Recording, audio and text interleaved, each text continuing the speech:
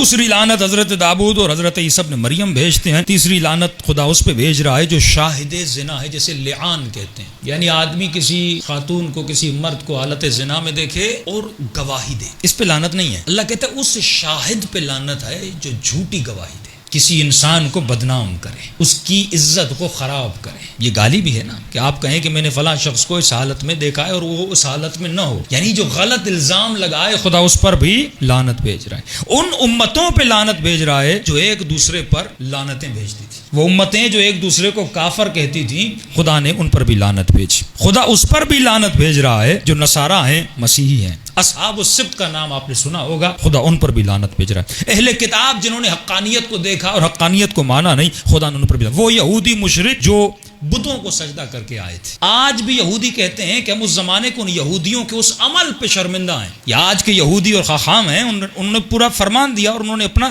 بیانیہ چھاپا کہ ہم رسول خدا کے زمانے کے یہودیوں کو اس عمل پہ شرمندہ ہیں. اتنا محمد کی دشمنی میں آ گئے تھے کہ اپنے اصول کو بھلا دیا تھا. کہ یہود میں ہے کہ کبھی بتوں کو سجدہ نہیں کرنا، لیکن رسالت کی دشمنی میں جاتے ہیں بت پرستوں کے پاس اور کہتے ہیں ہم تمہارے بتوں کو سجدہ کرتے ہیں، آؤ مل جاتے ہیں اور مصطفیٰ کو شکست دیتے ہیں. کہ آج کا مسلمان اسی یہودیت کے کردار پہ اتنا شیعت کی دشمنی میں اتر گیا کہ اسرائیل کے ساتھ ہاتھ ملانے پر تیار ہے کہ صرف شیعہ کو شکست دے.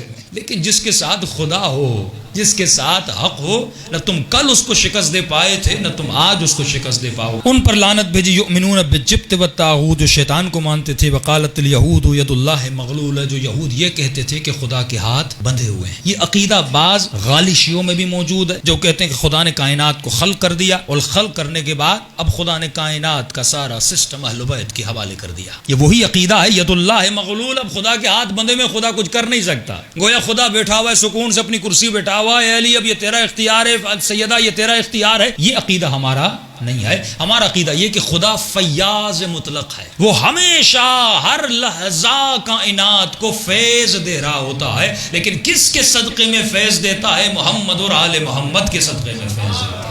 قوم عاد، قوم سمود پہ لعنت بھیجی. مسلمان سوچے کہ خدا نے عاد پہ لعنت کیوں بھیجی، خدا نے سمود پہ لعنت کیوں بھیجی. اس بحث میں بھی آؤں گا لیکن کل کی مجلس میں آؤں گا.